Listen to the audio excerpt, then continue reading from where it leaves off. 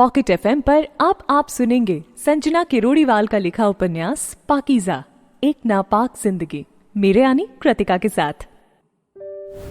Meerut railway station पर खड़ा Rudra train के आने का इंतजार कर रहा था। रुद्र, जिसका पूरा नाम रुद्र प्रताप सिंह है, हाल ही में इसका मेरठ से दिल्ली पुलिस स्टेशन में तबादला हुआ है। बचपन से ही रुद्र जिद्दी और गुस्से वाला रहा है। रुद्र को अन्याय बिल्कुल पसंद नहीं था और अपने इस जुनून के चलते उसने पुलिस की नौकरी चुनी। 26 साल का रुद्र दिखने में भी काफी खूबसूरत और हट्टा कट्टा था। अच्छा डील डॉल, आकर्षक व्यक्तित्व, सलीके से चेहरे पर बनी दाढ़ी, आंखों में जुनून और आत्मविश्वास का भाव साफ साफ झलक रहा था। रुद्र खामोश था, पर उसके अंदर एक तूफान था जिससे वो भली भांति परिचित था। रुद्र पास रखी बेंच पर बैठकर ट्रेन के आने का इंतजार करने लगा। ट्रेन आ गई। रुद्र ने अपना बैग उठाया और ट्रेन में चढ़ गया। अंदर आकर रुद्र खिड़की के पास वाली सीट पर आ बैठा। सामने वाली बर्थ पर एक नवविवाहित जोड़ा हाथों में हाथ डाले बैठा बातें कर रहा था। रुद्र ने एक नजर उनकी तरफ देखा और फिर बैग से किताब निकालकर नजरें उसमें गड़ा ली। पुलिस की नौकरी के अलावा किताबें पढ़ना रुद्र का पसंदीदा काम था। ट्रेन अपनी गति से चली जा रही थी। रुद्र का सारा ध्यान किताब में था। तभी उसकी नजर किताब में छपे उस एक नाम पर ठहर गई, भावना। ना चाहते हुए भी रुद्र अतीत की यादों में चला गया। उसने किताब बंद करके वापस बैग में रख ली और उदास नजरों से खिड़की के बाहर देखने लगा। अतीत आंखों के सामने घूम गया। वक्त रुद्र को 2 साल पीछे ले गया, जब उसने पहली बार भावना को देखा था। रुद्र की भावना से मुलाकात अपने कजिन की शादी में हुई थी। पहली नजर में ही भावना रुद्र को भा गई। शादी में हुई नोक-झोंक के चलते रुद्र को भावना के करीब आने का मौका मिला। रुद्र का नया रूप देखकर सब चकित थे। हर वक्त सख्ती से रहने वाला रुद्र, जिसके पास किसी के लिए समय नहीं होता था, आज पहली बार मुस्कुराहट उसके होठों से दूर नहीं हो रही थी। क्या बात है भैया, बड़ा मुस्कुरा रहे हो आप? काव्या ने छेड़ते हुए कहा। कुछ नहीं, तू जा मम्मी की हेल्प कर, रुद्र ने छेपते हुए कहा। मम्मी की हेल्प तो मैं कर ही दूंगी, आप कहो तो आपकी भी हेल्प कर दूं? काव्या ने शरारत से मुस्कुराते हुए कहा। कैसी हेल्प? रुद्र ने घूर कर कहा। कल से आपकी नजर जिनका पीछा कर रही है उन्हें बताकर, काव्या ने कहा। काव्या की बच्ची, रुक, तुझे मैं अभी बताता हूँ, कहकर रुद्र काव्या की तरफ लपका, लेकिन तब तक काव्या भाग गई। रुद्र भी उसके पीछे आया, पर दुबली पत्ती काव्या तेजी से आगे निकल गई और रुद्र के हाथ न आई। रुद्र रुक गया और जाने के लिए जैसे ही मुड़ा, भावना से टकरा गया। भावना के हाथ में हल्दी कुमकुम से भरी प्लेट थी, जो कि सारी की सारी रुद्र के ऊपर आ गिरी। हल्के आसमानी रंग की शर्ट लाल पीली हो गई, पर रुद्र इससे बेखबर भावना के चेहरे पर आए परेशानी के भावों को एकटक देख रहा था। पहली बार उसने भावना को इतने करीब से देखा था। काजल से सनी बड़ी बड़ी कटीली आंखें, गुलाबी होठ, लहराते बाल, पतली सुराही सी गर्दन और बाएं गाल पर बना प्यारा सा तिल। रुद्र तो बस जैसे भावना में खोकर ही रह गया। अरे भावना, ध्यान कहाँ है तेरा? देखो, पूरी की पूरी शर्ट खराब कर दी इनकी, भावना की माँ मंजू ने कहा। मंजू की बात सुनकर भावना ने चौंक कर रुद्र की तरफ देखा। रुद्र अभी भी उसी की ओर ताक रहा था। मंजू भावना को डांट लगाई जा रही थी, जिससे भावना का चेहरा उदासी से घिर गया। रुद्र से भावना की उदासी देखी नहीं गई, तो उसने मंजू से कहा, कोई बात नहीं आंटी, मैं शर्ट चेंज कर लूंगा, आप इन्हें ऐसे मत डांटो। बेटा, आपकी शर्ट खराब हो गई, मंजू ने परेशानी से कहा। रुद्र ने भावना के हाथ से प्लेट ली, जिसमें अभी भी हल्दी कुमकुम बचा हुआ था, अपनी शर्ट पर डाल लिया और मुस्कुरा कर कहा, ये लीजिए, अब गलती मैंने की है, अब इन्हें नहीं मुझे डांट लगाइए। रुद्र की इस हरकत पर भावना चुप रही, पर मंजू खिलखिलाकर हंस पड़ी। मंजू को हंसता देखकर रुद्र भी हंसने लगा। भावना, इन्हें बाथरूम तक छोड़कर आओ, कहकर मंजू वहां से चली गई। आइए, भावना ने धीरे से कहा। रुद्र को भावना की आवाज बहुत प्यारी लगी। जितनी खूबसूरत वो थी, उससे कई ज्यादा खूबसूरत उसकी आवाज थी। रुद्र भावना के पीछे पीछे चल पड़ा। बाथरूम के सामने आकर भावना रुद्र को वहां छोड़कर चली गई। रुद्र वॉश बेसिन में हाथ धोने लगा और चेहरे पर लगे हल्दी कुमकुम को धोने लगा।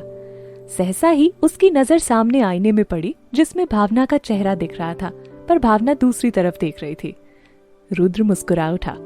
रुद्र चला गया और शर्ट चेंज करके बाहर आंगन में आ गया, लेकिन नजर बार बार भावना पर चली जाती। मंजू को भी रुद्र अच्छा लगा और जब उसने उसे भावना को देखते पाया तो अंदर ही अंदर कुछ सोचकर मुस्कुराने लगी। भावना की नजर रुद्र से मिलती तो उसका दिल धड़क उठता। पुलिस वाला होकर भी वो भावना के सामने जाने से घबरा रहा था।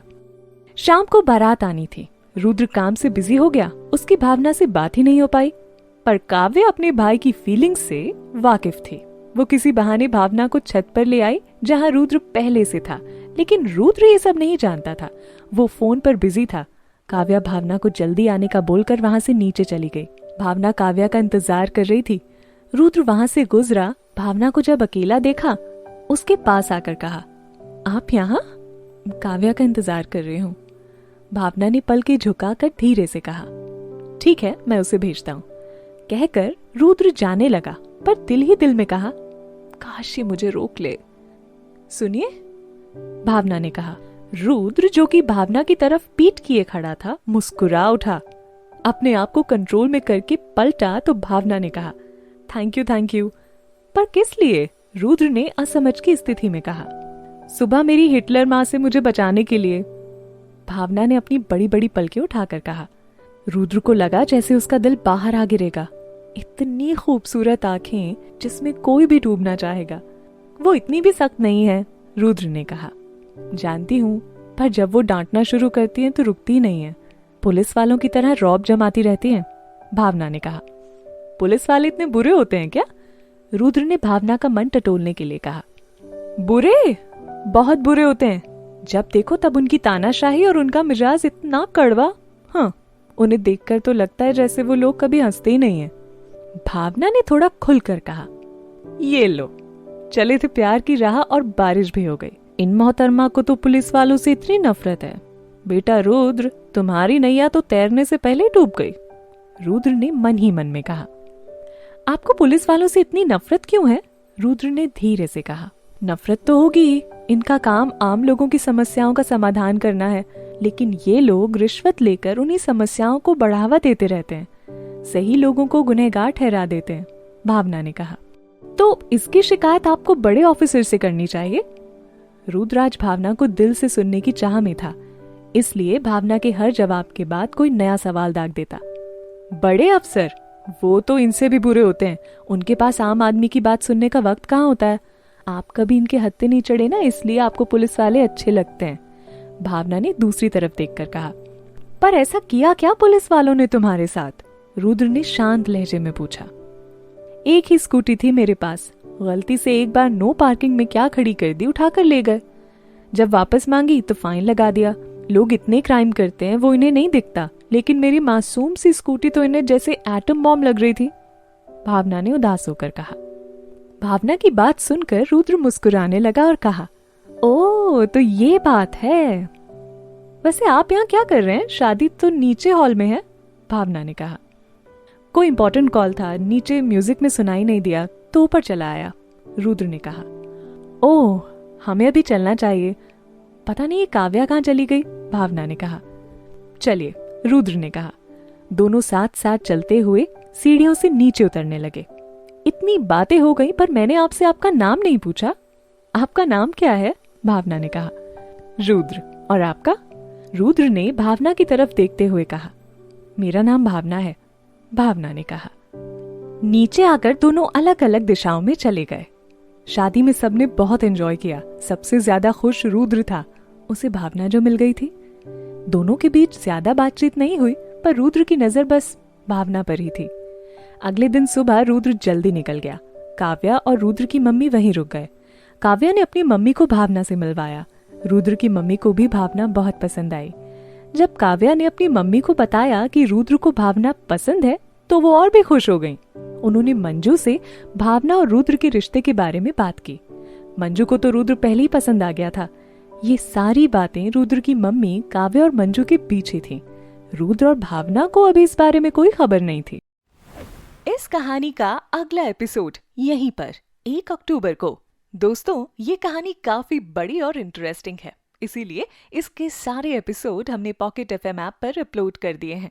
पूरी कहानी पॉकेट एफएम डाउनलोड करके आप सुन सकते हैं, कहीं भी कभी भी। जल्दी से डाउनलोड कीजिए ऐप और जानिए आगे की कहानी। लिंक डिस्क्रिप्शन में है।